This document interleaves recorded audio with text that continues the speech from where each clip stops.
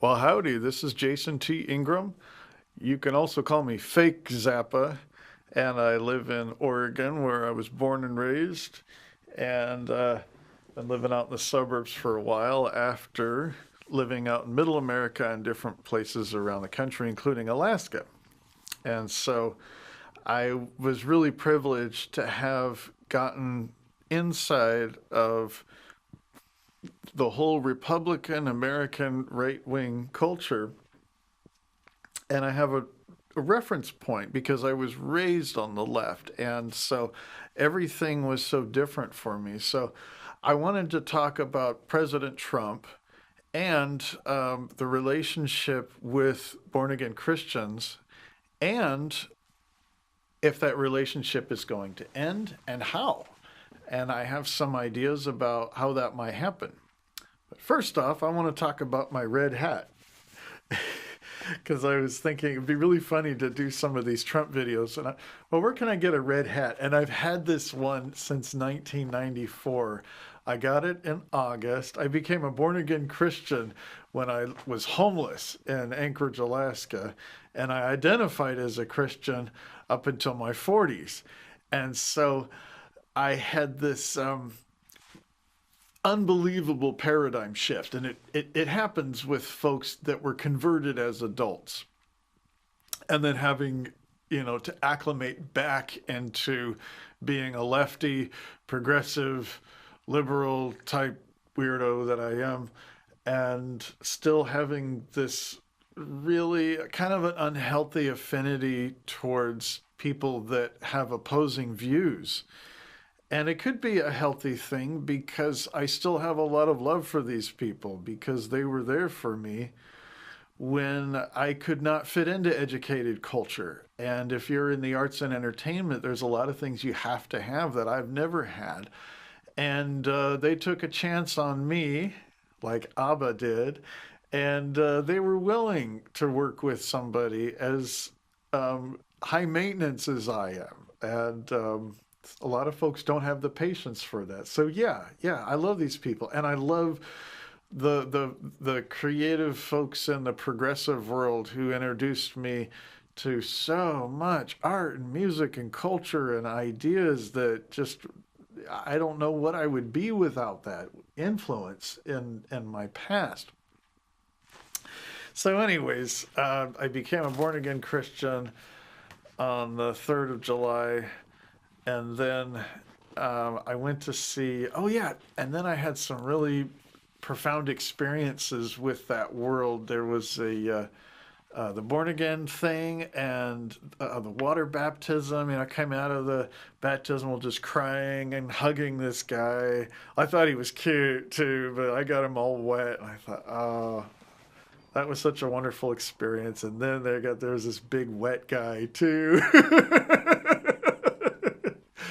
And then I got around the full gospel Pentecostal type, charismatic type churches, black churches, white churches, interracial churches, and then native churches, Russian churches, Latino churches, and I worked cross culturally, mostly with Native Americans. And these were some enormous privileges that these people gave me and trusted me that I have never had in any other community. And so I missed that world in some ways, but I knew there was no place for an openly gay cocksucker like me.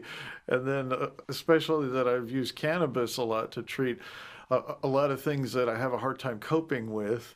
And I'm following my dream and pursuing the music that touched me when I was a teenager. A lot of this really out there stuff from Europe from the 70s that I love, and I started a band, and it's just been a really cool couple of years. It's been hard. And when all this political stuff has happened, I'm always trying to come up with, what are people not saying? Is there anything I could add to that? Because when people suffer, people don't want to listen to the sane people. They start listening to other crazy people, which is one of the reasons why we have a from my opinion, and most people I respect think that our current president is extremely delusional with very, very severe mental health issues that are more personality disorders, and people can be very high functioning and live and even suffer, dare I say, with personality disorders and an addiction to power, like somebody having an addiction to drugs, but those are really hard to intervene with powerful people. So it's almost like we're sort of waiting on this ticking clock right now. And we've got this very privileged businessman who is running a country like a cult leader, kind of like what Kim Jong Un is doing. And he's a celebrity, and he's exuding his power, if that's the right word, through social media like a celebrity would, and through corporate stuff. So there's so many things that are happening. And it's just a matter of time before they get enough evidence to say this is a criminal and we're going to fire him, impeach him, or whatever it is they do. Or it's almost like we're just counting down, and he's kind of living on borrowed time, and he's just trying to accomplish as much as he can to suit his agenda and the agenda of people that, he's trying to fulfill some of his promises, believe it or not, including the wall, which I had no idea if that was ever going to be touched on again. And I have a theory on how, if I was going to get Mexico to build a wall, I know how to do it. I've actually done it here on my property, and I'm going to tell you how you can get Mexico to build a wall and then pay for it. It's staggering. So with that being said, I'm telling 3 or 4 stories here at once. And one of those is, let's say you have a home invasion and you live out in the country, and let's say you live 20 minutes from the nearest police station. And so the intruder comes in, and they know they have 20 minutes probably, unless you have firearms. And if you don't, then you just have to wait. And I think, us as folks on the left, we didn't see this coming. We weren't prepared to try to battle what if somebody actually cheated their way into the White House. And I honestly believe that President Trump did, which is so crazy. Why do I call him president? I'm saying that in the literal sense. I just, I didn't quite know what to think when people were giving me buttons that said "not my president," and I thought, yeah, I agree with your views. I just don't know if that's going to work right now, because I see my community as, lefty progressive folks often through the eyes of my past. So if I could put on my Jesus Christ hat, which is my red hat that I brought, and I could try to think of, okay, what do I look like if I had viewed myself 20 years in the past and have seen myself in the future? For one thing, I would not have been able to probably handle ever not being a Christian. I mean, that was the furthest thing from my mind. And so for one thing, that is pretty wild. And another thing is, how weird do we look? And when we express our lefty liberal views, are we talking in a way that we could actually reach anybody on the right? Or have they just completely shut us out to where there is nothing we could say, no matter how smart or how polite we are, or how educated we are, and all this kind of stuff? Folks on the right, for the most part, won't listen to us. And so I still see us as sort of using a lot of the same tactics that we've used. Meanwhile, it's amazing how Republicans are using technology in a way that's just blasting people with information. And there's just this confusion. People are spinning around on the right because they're so bombarded with stuff. And it's just it's reinforcing this Trump thing in their mind. And I think it's going to break eventually. And I think it's just a matter of time before the police show up and say, hey, uh, not my president. Bye. And so, in the meantime, and I had another video recently where I was talking about this ant farm where the president is just, you know, pew, pew, pew, pew, and watching liberals going, oh no, these views are falling apart, and this cause is falling apart, and this thing. And it's sad what he's doing. It's just so weird the way it's systematically like that.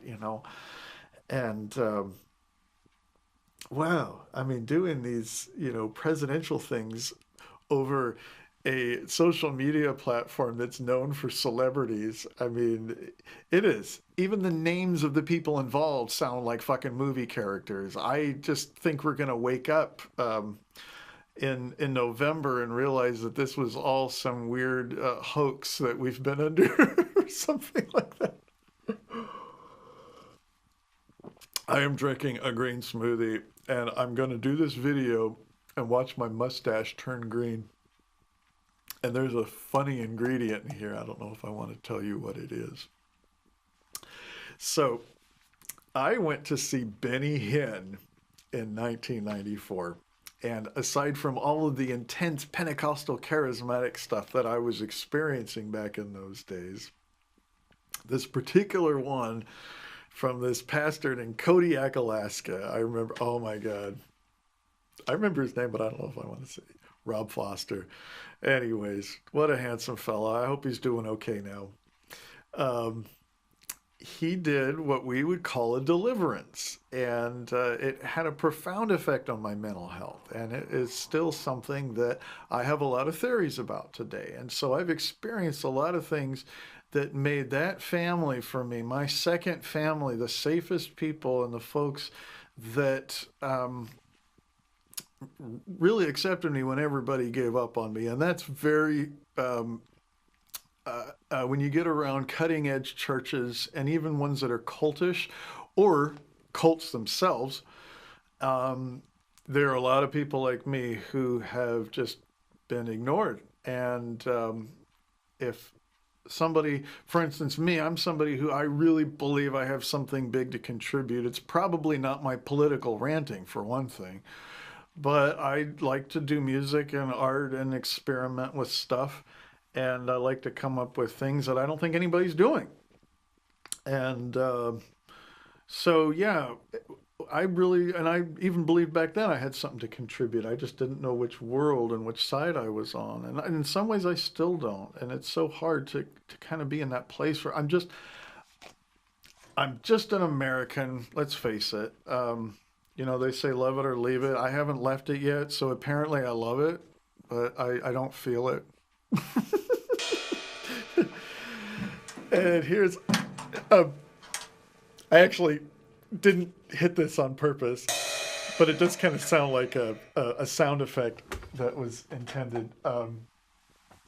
So anyways, just to make my progressive peeps happy, I have my rainbow American flag, and I like to put this outside sometimes. And then I had this thing where I publicly went into the closet again. And that's another one of my weird, useless political things that I like to do. Okay. So I went to Benny Hinn after this deliverance experience. And September 1st, 1994, and I get there and I was hanging out with this elderly woman who was a spooky psychic prophet type person that nobody liked. And so she gave me a ride there. And of course, if you know anything about Benny Hinn, he is like the car salesman of they call the healing evangelists and people like that. I mean, the white suit and, oh, the harm that was going on there was so apparent. I mean, that's another story. And there was a lot of stuff at that time that I was getting out of it that I really liked. And they had a singer there, and he had this old man white fro.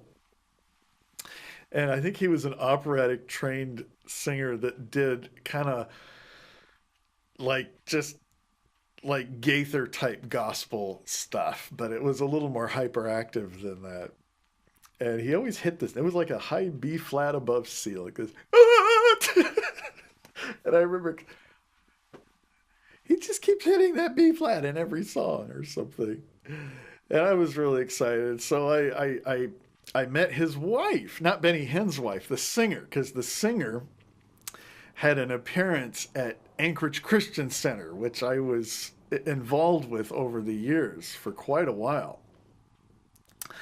And so, anyways, the singer's wife was running the merch table. So they had all this merchandise and stuff. I didn't have any money.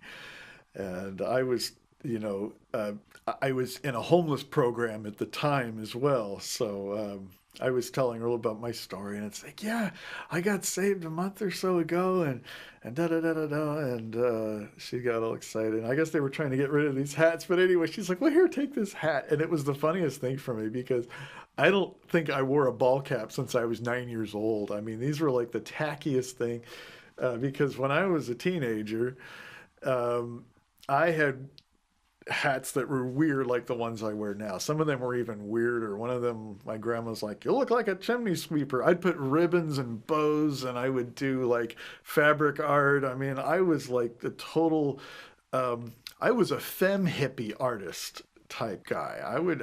I was like passing for a woman almost in those days, which is really, really hard to believe. Um, and that's another story in itself too. Yeah. So it was like, wow, this is such a dude thing to do. And I like this where it says, JC, Jesus Christ. It's like Calvin Klein. So anyways, my red hat. What what do fundies or fundamentalist Christians or they like to call themselves Bible believing born again Christians. So I like to call them Bible Christians too, Bible affirming or whatever it is. Um, and that is, most of the Messianic Jews are very much a part of the fundamentalist culture. You could see a lot of their shows on Trinity Broadcasting Network, and yeah, pretty much anything you would see on Trinity Broadcasting is in that world. And that world is a very, very motivated, very wealthy. I mean, not the people, the organizations are very powerful. They've had a lot of influence on politics and legislation over the years. And when I started doing this thing pretending to be Frank Zappa, I found it funny how many of his views I agreed with, and he would talk about the threat of fundamentalism often. And there were a lot of scandals in the 80s, kind of like in the 50s. And then it seemed like things changed. I think that a lot of the fundy world, the Bible world here in Western culture, especially in the United States, was really using technology and media, and they were coming up with really good music too that was actually getting on non-Christian secular charts. And so it was really cool to be in that world in the 90s when it was kind of an emerging subculture that was influencing pop culture. Jars of Clay is an example, too. It's like a hip hop folk album produced by Adrian Belew. And here it is, they're talking about Jesus and faith and all this stuff. And so there's an interesting shift now because it seems like the folks on the left have won a lot of battles when it comes to the gay issues and the pot issues, which is like, yay for me, you know. And then this is an amazing backlash that I saw coming because, I mean, these folks really believe in having these breakthroughs, and sometimes they're very sudden. And this was definitely a sudden thing, and they saw President Trump as an opportunity for them to have one of their political breakthroughs, and Mike Pence was definitely the tool that was used, among other things, to get the alliance between the Trump and the Bible world, which are so contradictory. They are. It's so obvious. I mean, that's why people were so baffled why Christians were voting for Trumps.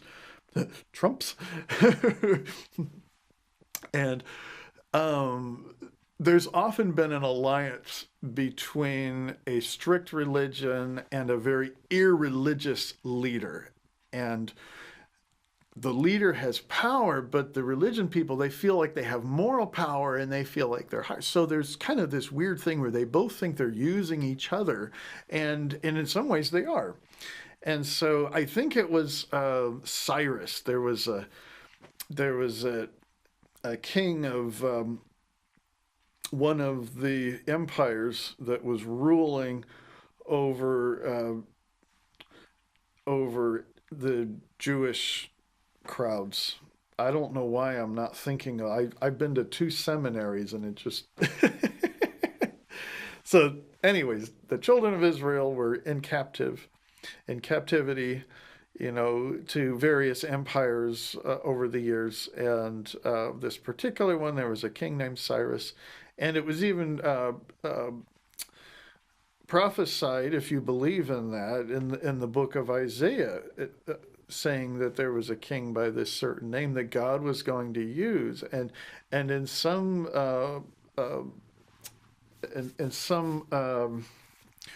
ways of interpreting this, it's almost seen like their God was using this person as a hammer, as God's tool, or you could say the tool of a particular religious ideology was using a person outside of their religion. And that is something that you see in the Bible frequently, actually, even in the New Testament, where there would be somebody who was completely outside of their views, their ideology, and their religion, and that religion would use that person, and there would be an alliance with that. But the weird thing is, most of the time, fundies have moral dilemmas about that. And it's interesting how you see how they're very uncompromised with a lot of their things, and then sometimes they do compromise. And I think that Trump was a huge compromise for them, like Hillary was a compromise for me when I voted for her. And I proudly voted for Bernie. Yay. It's like having Ben and Jerry's ice cream guy for president. And I thought that would have been great because he supports my views. It just probably wouldn't help a lot of people. A lot of people suffered under Obama, and I think he's being blamed for a lot of things that he wasn't very much responsible for at all. But I do like to put on my red cap sometime and try to think, if I was a born again Christian under Obama, how would I have felt during that whole thing? And yeah, they're very afraid of socialized medicine. They think, that we have socialized police, so I don't really see it as much of a threat. But I do see that when a religion, or this religious ideology, when they use somebody in power in politics, whether they convert to that religion or not. Now, this is interesting, though. You don't see this in mainstream media. In fact, I don't think it's been referenced at all in any kind of mainstream media that I've seen, but you can look it up on the web. Um, Trump last year claimed to have been a born-again Christian and actually converted, I guess it was sometime summer of last year in 2016. And wow, I mean, that was another desperate attempt for him to win their votes, and it worked. And so, what happens when he starts losing their approval, and what is going to? Now, here's the thing: is that they're eventually going to give up on their Cyrus. The thing about Bible culture and Western culture that I've noticed is that when I was in that world, we would praise a leader as this person is hearing from God. This person has been given favor and power, or they would say anointing from God to do this task that God needs to do. And then, yay, yay, hooray for that person until they fail. Oh, screw them. He fell or whatever, and he fell away from the faith, or, he got off. I always like that one. He got off. He missed God. And then, his heart got hardened. He started disobeying God or whatever, like William Brandon started teaching this goofy stuff. So he's not of God anymore because he doesn't agree with the Bible and things like that. And so, yeah, they do this very often, and especially in the 1950s. These healing evangelists were like little gods here in the United States and some places in the world. And once they started realizing that, I mean, like one guy was an alcoholic, so of course he lost his following. That guy from Sierra Vista, or no, wherever it was in Arizona, wasn't he amazing? Anyways, study the healing evangelist revival stuff in the 50s, and you'll see these patterns go on. And so one of the things that there's like this sort of breaking point for them. Uh, I hate to use this example, but I love this talk about the PP tape. And, even if somebody actually does release the PP tape, his cult followers won't even believe it because, oh, that's just Photoshop, that's special effects, that's not really the president and that's not really in Russia or wherever. So they can always argue with that. But get this, they put family as one of their huge priorities. So here's the thing, is that if his family really severely falls apart, then that could really lose a lot of his support from Western Bible culture. And another thing that I think would do it is if there was, they're not so, drug habits are one of them, but it's going to have to be probably because he's done just about everything to make most Christians want to cringe. Whether it's, because of his blatant heterosexuality, which is a problem for some Christians if somebody is, very loose about women. It's way different when a guy is loose with men. I've experienced that firsthand. But I honestly think, and this is my opinion from what I've experienced in the Trinity broadcasting world, I'm saying, if it's on TBN, it was part of my safe world 20 years ago. Trinity Broadcasting Network or the God Channel or any of those, Daystar. Every couple of years we're having new ones, and it's amazing how much money they put into broadcasting. And it's growing. And a lot of their money comes from other countries too, because the Pentecostal movement is huge. It's like Islam. It is really growing fast. In fact, I think even faster in a lot of ways. And so, what could happen if he continues to endorse organizations that resemble the KKK or that are literally the Ku Klux Klan? Because in Trinity Broadcasting world, it is so racially integrated. Just turn it on.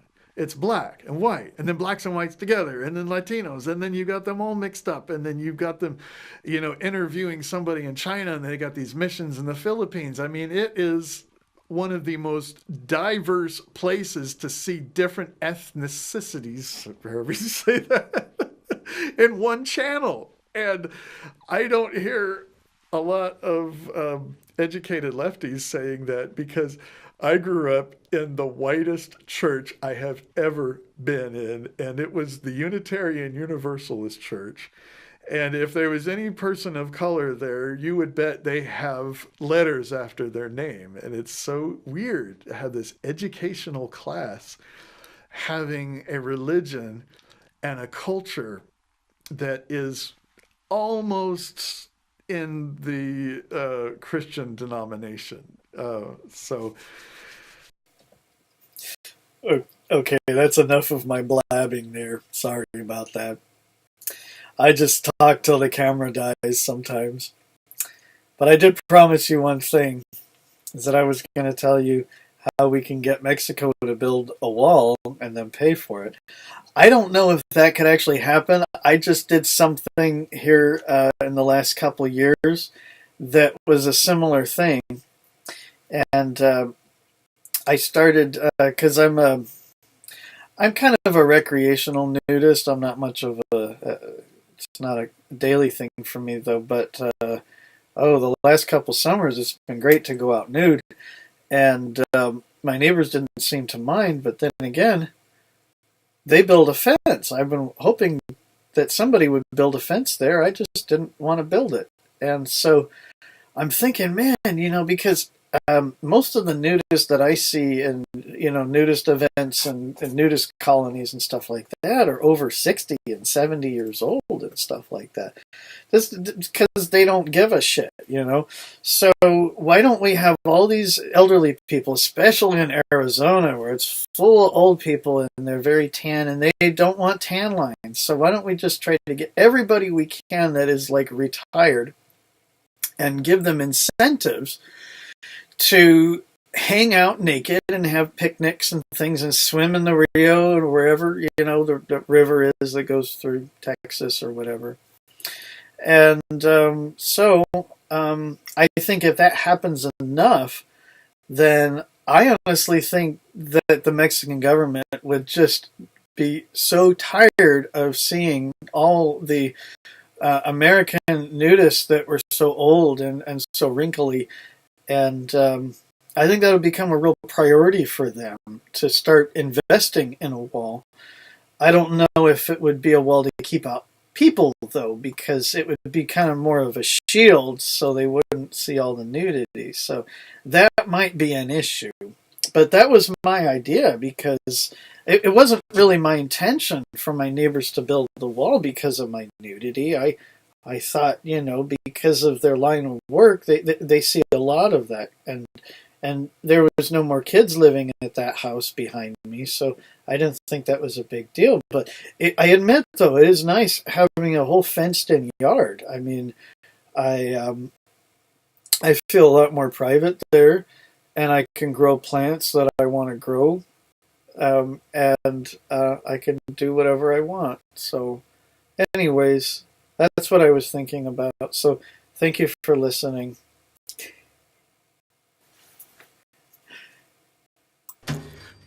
hi, sorry for that interruption. I was ranting about Unitarians, and then I remembered that I was supposed to tell you about how to get a free wall, and then I realized, well, it kind of works for a fence. So, anyways, I'm going to take off this red hat because, the Unitarian Church, I remember taking my buddy there when we were in middle school, and he's like, wow, I like this church. You can say shit and fuck here, and nobody gets mad. So, yay, gotta love them. And it's just a different set of priorities, is really what it's about. And I'm so glad to have experienced both worlds wholeheartedly. I mean, it's one thing to be raised with fundies and resist it, which is, I hear this from a lot of folks who have been former Christians, former Republicans, especially former fundamentalist Christians, is that they grew up in it and they saw, I mean, it's a whole different set of trauma growing up in that world, especially as an LGBT person. It is very weird that it is often a very safe place for mentally ill people. I wouldn't recommend it because there's, so much baggage with that. But um, I do want to say that the emphasis that they have on family, and many of them have a strong emphasis on racial integration as well, which is kind of the mainstream of the Bible Christians. Very, very much wanting to represent that they are a house of prayer for all nations. And I agree with that. That's really cool. So here's the thing is that, and this might be some of my, because I've been training myself to be a cult leader. I think it would be a trip. And so I'm seeing these tactics, and one of those is to make predictions, and which is so funny because I am definitely crazy and unpopular, and people listen to crazy people when they're desperate, and I see uh, desperation and fear and blame, and it's just intense. I mean, it's just everywhere.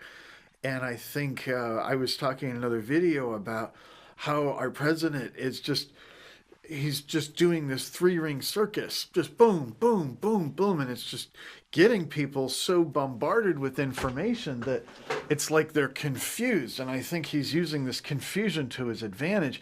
And another thing too is just allowing both sides to polarize and separate, and to also build a lot of resentment and animosity and fear towards each other.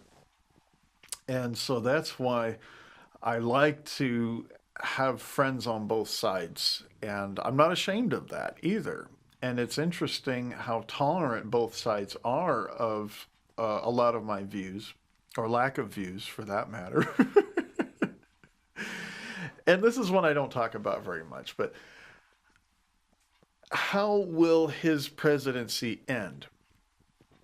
And I've thought about that because, yeah, if he gets shot, what I'm calling the Trump is basically the stuff that is motivating him, this empire. And there's also, like, I mean, when he was inaugurated, I think this was a president setting event where we have political empires, and the United States is like this weird privileged bully child who is in debt to all of the good people in town. But he's so Gestapo that nobody wants to fuck with him. And I'm not proud of being in a country that has a lot of those traits.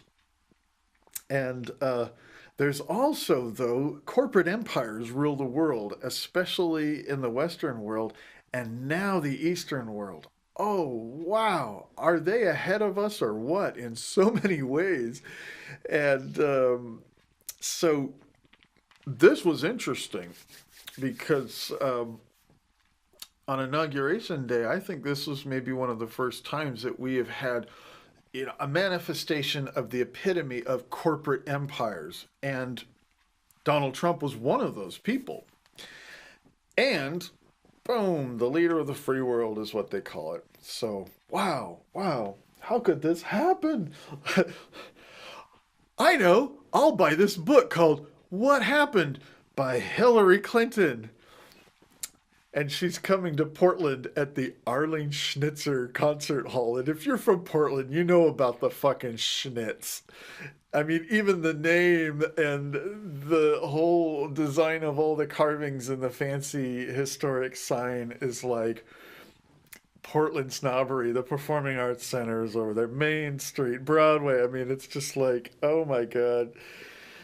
It is kind of this manifestation of the Hillary, which I've talked about, which is kind of the liberal version of the Trump, which I think is not nearly as deadly and hopefully won't destroy the earth. If anything, it'll bring us to moral decay. I would choose moral decay over a climate that does not sustain human life any day. If being gay and butt fucking is going to bring some curses upon America, that is up for interpretation. I do know that global warming is not a myth, especially September of 2017, locally and nationally and internationally. It's like, wow, did this eclipse open up the kingdom of Mordor on Earth or something like that?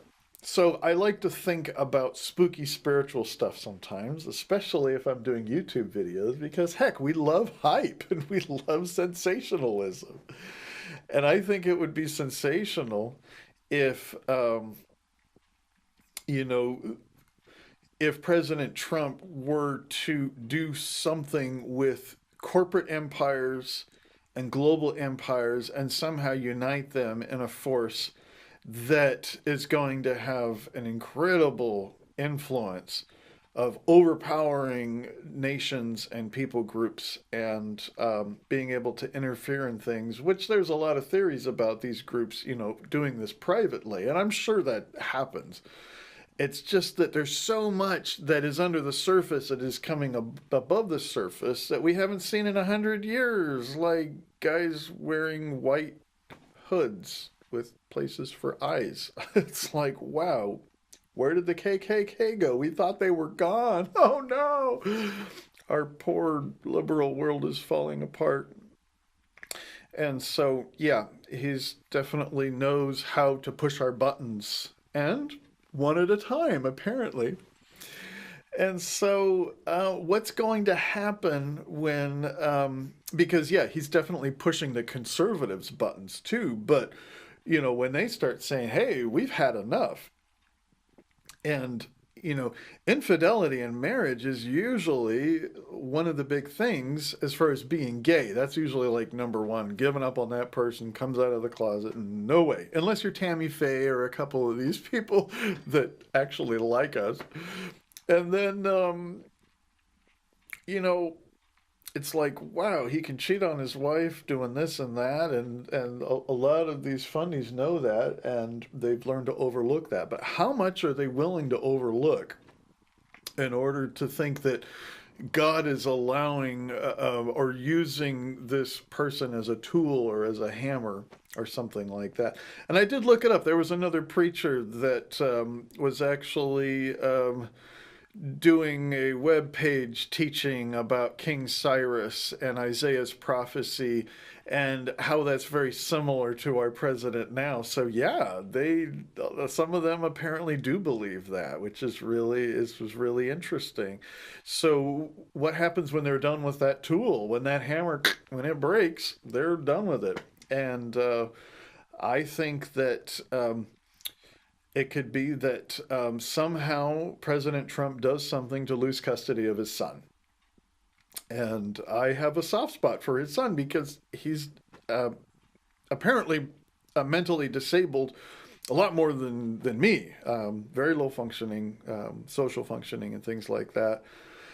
And and I do find it interesting too that I mean, wow. So what happens if they have a divorce over something really, really bad that they have proof over that they just can't deny?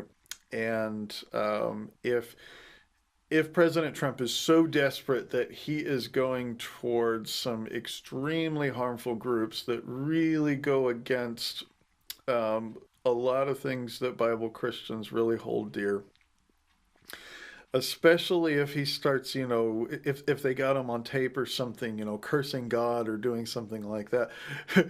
I mean, what if he goes into his locker room talk and starts, talking as if he's a total atheist or something like that, and oh, we'll pray for him because, that's the way Christians are. One of their preachers will end up in jail, and then they're all about restoring people, and then there's a time when they really give up. But it's interesting. I saw that happen a lot. And I tell you, some of these preachers did some dreadful, harmful stuff because when these guys want to sin, man, they fucking sin. Because many of them have never learned moderation. So they're used to that kind of really, really bipolar kind of moral, immoral sort of thing. So that is part of their world. So in some ways, I'm not surprised that they have still endorsed President Trump after all these things that have happened. Another thing too is that I wouldn't be surprised if, okay, and this was from what I experienced having voted for George W. Bush and then him starting a war and doing some really horrible things, some very secretive things, and I voted for him again. And I just think that's so weird, the fact that I had grown up as an anti-war protester, and I would do that because that's how powerful that world had and that ideology had on my mind and on my thinking. I can't say that everything they did was toxic, and that was just an example of how toxic they were. They did a lot of good things. It's just there's a package. It's like the Messianic Jews, you know. If there's a Jew that says, hey, Jesus is my Messiah and I'm going to follow Jesus, then they're opening themselves to pretty much all the baggage of the Trinity broadcasting world. And I liken that to when these fundy preachers, you know, come out of the closet as gay, or they're outed, which is usually the case. And they end up doing pretty much the same stuff, but they convert to our progressive, gay affirming world and all of our baggage that we have.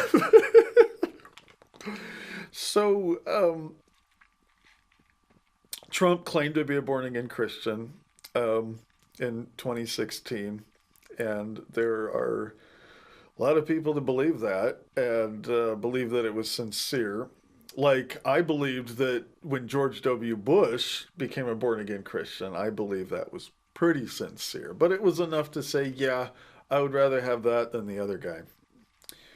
And so, why do politicians need support after they're elected? This is another one of these weird precedent setting events, is seeing campaign ads for guys that were already elected, or anti ads for guys that were already in office.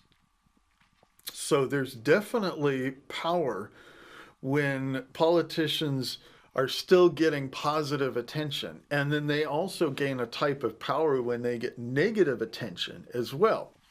And I have some chi theory about the energy flows and how that works and stuff, and how a lot of power can come from a little bit of influence and attention from massive amounts of people. And then, of course, there's all these other things that he's doing with talking to world leaders and even like oligarchs. I think that's how you say it. And some other things that are probably secret that we might not ever know about. But here's one of the big things that fundies are afraid of, and that is the one world government, the mark of the beast, 666, and your hand is swelling because it has a mark on it, and you can't buy or sell unless you have that mark. And if there's anything that President Trump that resembles any shift towards a one world government, unless it is a total Bible-centered, Jesus-centered, born-again type of ideology that is in this one world government. And then there's also a lot of Christians that'll say, well, you know, Satan is disguised as an angel of light, and the Antichrist is going to proclaim world peace, and he's going to, you know, also proclaim their Bible faith as well. So I think there's going to be a lot of Christians, if it's ever revealed that he's a part of something that's going to unite the world, whether it's in a biblical type thing or not, which probably won't, because I think there's a lot of very powerful corporate and political empires that are working towards this. And I think there's some folks that are sincere, like the European Union, and there's also this weird thing about the United Kingdom paralleling a lot of our actions and breaking off from things.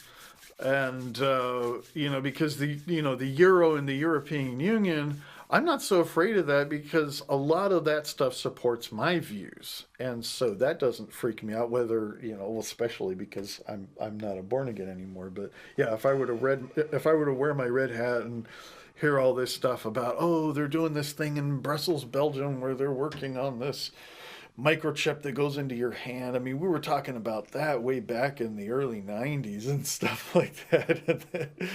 So it'll be interesting to see how his reign as president will end. Will he make it a year? I still think that that's a real possibility now. I thought that maybe he could do 4 years, and now I don't think that is going to be true. But I think that however much time he spends in the White House, he's still going to be able to accomplish a lot of things that he wanted to, and of course, a lot of things that he could never accomplish as just a businessman celebrity. And so I also think that what could happen towards the end of his presidency, if he doesn't get the support of the fundamentalists, that was just one group. And that was also just one country, the American, what they call the evangelical vote. That's just one group of people. There's a lot of other countries that he could go to for help.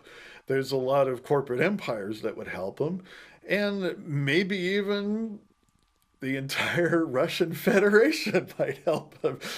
He might end up in the apartment next to Snowden. He might convert to being a liberal. You never know because, if you go back and look at Donald Trump's life, and what if he hung out with beatniks all these years? He'd be doing the same fucking thing in the left wing context. I believe that. I believe he is whatever he wants people to believe that he is, to get support from certain groups. And the right wing were very disgruntled, and they're highly organized, and they're militant, and there's a lot of conservative type people in the military. And that's one of the things that scares me, is that if there is some kind of civil war, the institutions of healthcare and education and a lot of stuff that I do, like the arts and entertainment, that's all going to go towards the lefties. And all the right wing folks are probably going to be able to have a powerful influence even more. I mean, like maybe even exclusively military, law enforcement, all that stuff. And it could very well split into these things. It could very well split into urban and rural. We don't know how that's going to act. I still don't think it's going to be bang, bang, shoot, shoot like it was in the Civil War in the 19th century. So, scary, sensational stuff. How is this going to end? It's like one of the most exciting times to be alive. I think we are going through more changes now than we did in 9/11, and maybe any other time that I've ever been alive. And I'm glad to be alive, and I'm happy that people are motivated, and I'm happy that a lot of things are being torn down that didn't work. And yeah, I think the Republicans are probably going to try to fix things, and we will see what happens. And I think that there'll be a big shift.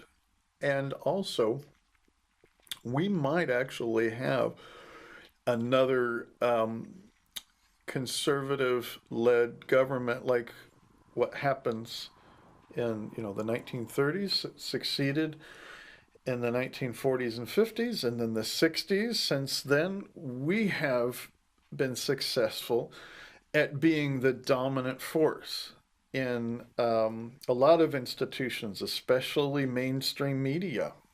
And I use the gay stuff as like the litmus test, because that's one of the biggest dividing issues that there is. It's one of many issues like abortion, but being openly gay or publicly closeted or whatever you want to call it, I get to experience a lot of stuff, and especially being rejected as a disabled person, it's interesting. I get to be kind of on the bottom and sort of looking up at people in higher social status, and I can often see where some of the problems are. The only problem is that I'm really not educated in government or anything like this, so I don't really know how to articulate much of this stuff.